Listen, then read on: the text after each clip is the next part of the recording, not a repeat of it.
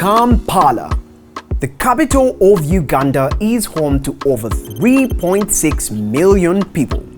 Their lives not different from any African megacity. But experts say an enemy roams its streets freely. And what's that enemy? Fake news and misinformation.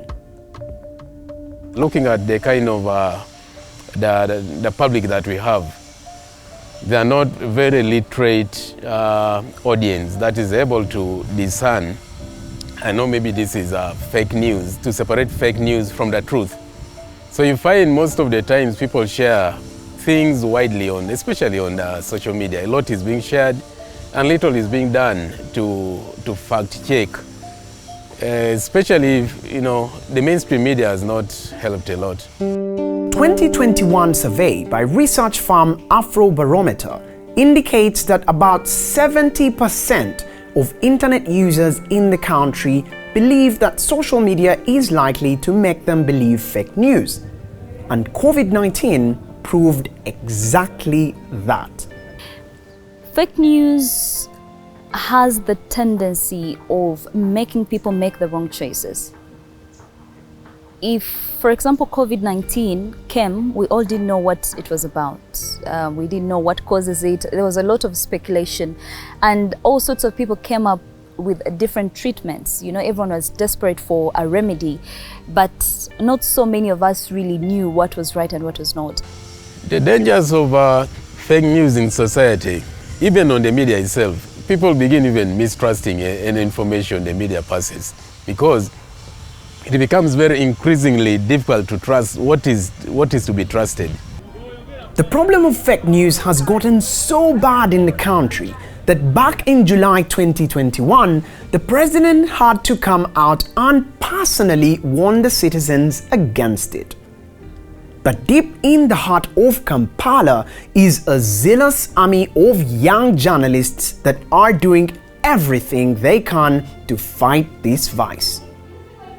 The Debunk is the very first fact-checking organization in Uganda that has a team of 6 individuals who work in order to create a world where individuals can access factual information in real time, and that will be able to help them make informed decisions. But how exactly do they source this information and fake news? In a day, we source 6 to 7 claims from different social media platforms, Facebook, Twitter, Instagram.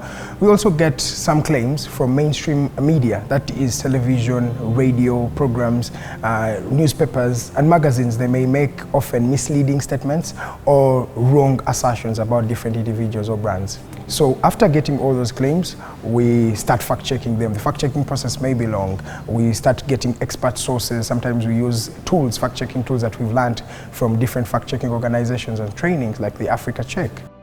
The Debunk have a YouTube channel with thousands of subscribers. They also host weekly Twitter dialogues that generate millions of impressions and also have a podcast. And recently, they've developed a WhatsApp bot to increase on their armory. What happens with the WhatsApp bot? It is a WhatsApp number like any other WhatsApp number, where you add it to your contact and ask it several questions that you might encounter and several myths or information that you need to verify. So when that happens, on the back end, a group of fact checkers is ready to receive that misinformation and fact check, and then this verified information is sent back to you as an individual. Veteran journalist Andrew Chamagedo has a few analyses to make about the bot, however. I think it's a good innovation, but we don't need someone seated there to give us facts. The innovation should go beyond that. It should be automated.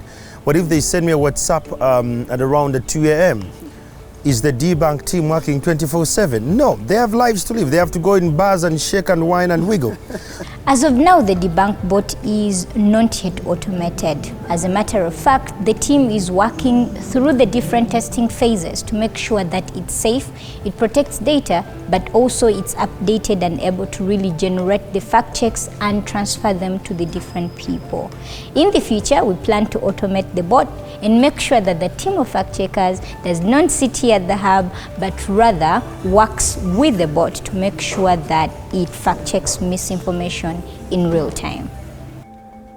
The WhatsApp bot, if brought to life the way the debunk hopes, could be the next big step in bringing factual information closer and faster to this internet generation.